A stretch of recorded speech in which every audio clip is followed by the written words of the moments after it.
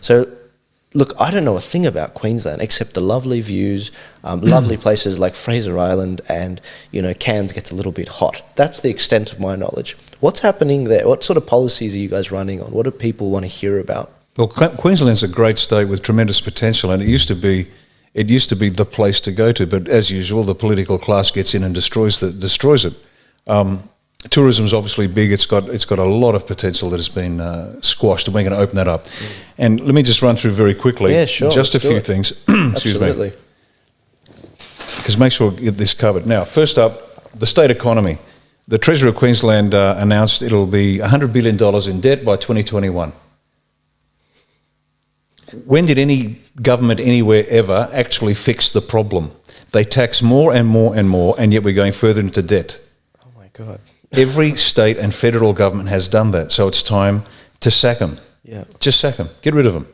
This is insane. The people who created the problem are telling us to trust them to fix the problem. And there is no evidence anywhere that they can do it. $100 billion for the state, where it should be in the black. How much is that? I can't conceptualize a trillion. Well, that's the trouble. A billion here and a billion there, and eventually you'll start talking about serious money. Yeah. But it's nonsense, because it's just a burden that they don't care about. How much does a nuclear power station cost? Not much. Is it like $3 billion? 3 billion, yeah, 4 billion. Yep. Far out, man. You're kidding. So you could, oh my gosh. Okay. You could save Australia, save the states.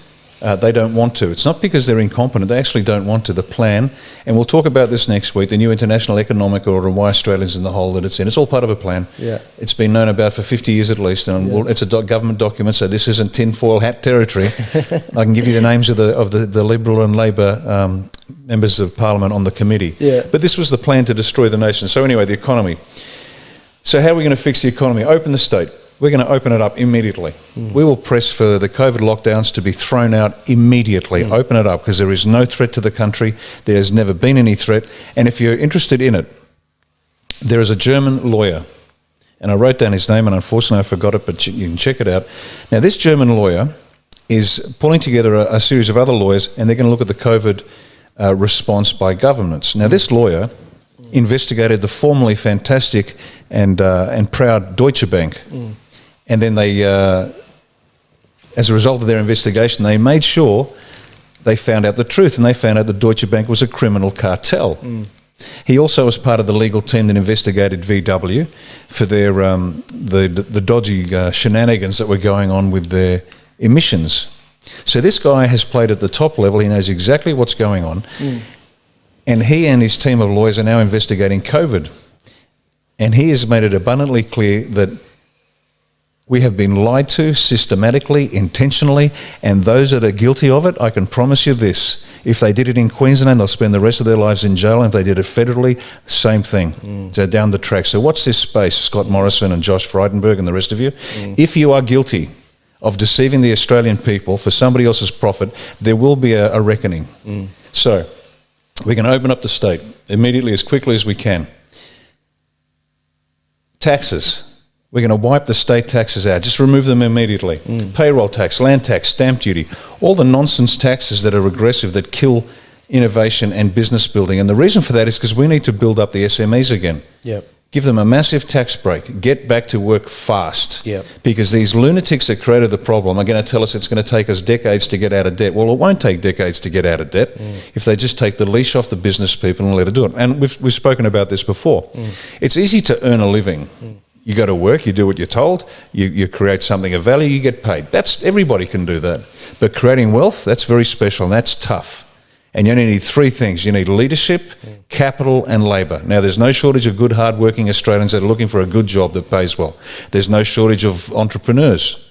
The leadership to create something out of nothing. And that's hard yakka, let me tell you, I've done it. It's hard work. What we're missing... What are we missing? We're missing the capital. Why? Because nobody's got the spare capital, because the government is ripping it out of your pockets and making it impossible to get your business off the ground. So all those, as many state taxes as we can physically rip out, we will. We will not pass a bill that will increase tax, and we'll only pass those that remove the tax. Yeah. And people will squeal and say, oh my God, but how can you survive? We need the money. Yeah, we do need the money, but just make a bigger cake. Yeah. Stop trying to divide the cupcake amongst 15 people.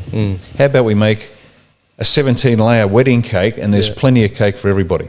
So that's how we're going to do it on the tax side. And there's credibility to that, because I think in Trump's first 500 days, he promised for every one legislation, he'd get rid of 2. He got rid of 23 in keeping with his promise. So for every one piece of legislation in his first 500 days, he got rid of 23. And look at their economy after that.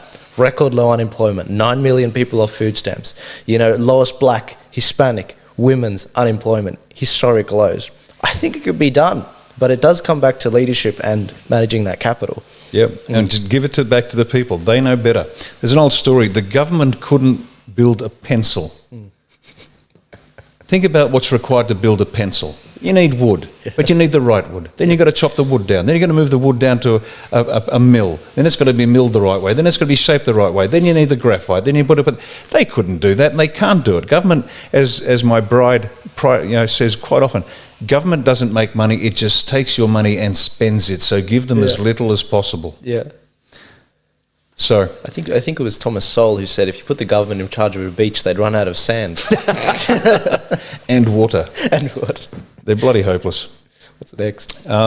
What else? Health. Here's one for Queensland. Queensland has a vibrant potential for natural health remedies. Right? They call it Big Pharma calls it alternative. No, Big Pharmaceuticals is alternative. They're invasive. They're destructive. They're the ones producing medicines that kill. And so we're going to investigate. We want to push Queensland to be the centre for natural health remedies and all sorts of things.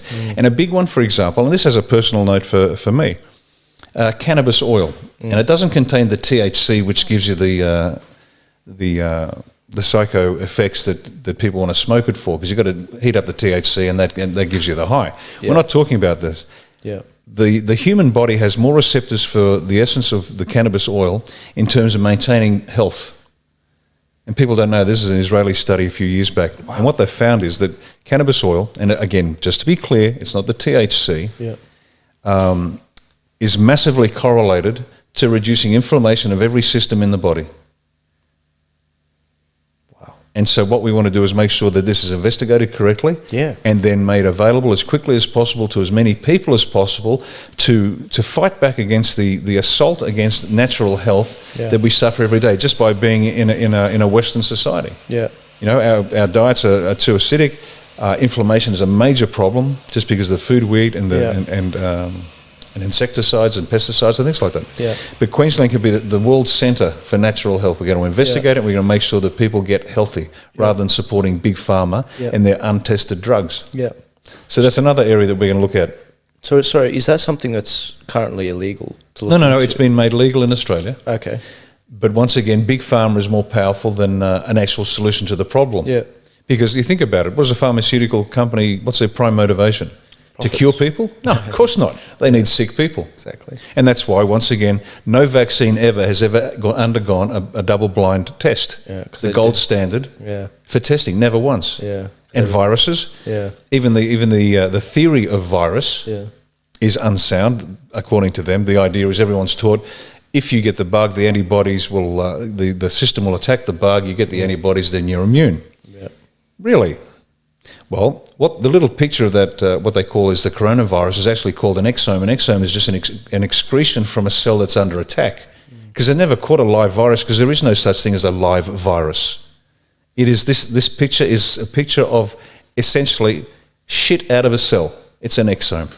And they take that, and it looks like a deadly disease. But it's a string of RNA, and if you don't understand that, that's fine, but look it up yourself. It's a string of RNA. And it can be associated with multiple origins, and so we've got this little string of RNA that they pick up and they say, well, you've got coronavirus. Well, you don't. Yeah.